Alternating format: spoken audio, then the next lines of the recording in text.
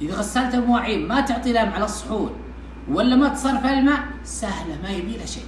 طيب وش الطريقة يا أبو راضي؟ الطريقة السهلة ما يبي لها شيء، يبي لك ملعقة ويد.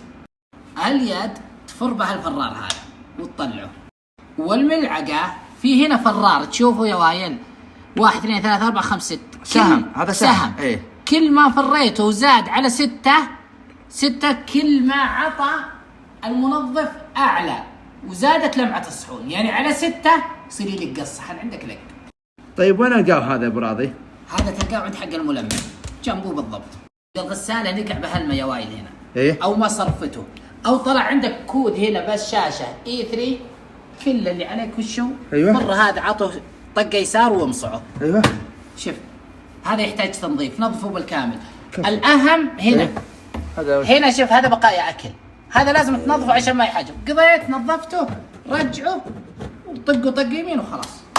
الله يجزاك خير يا أبو راضي، يكتب أجرك ويجعل ما تقدمه في موازين حسناتك. اللهم آمين، حق واجب يا وايد.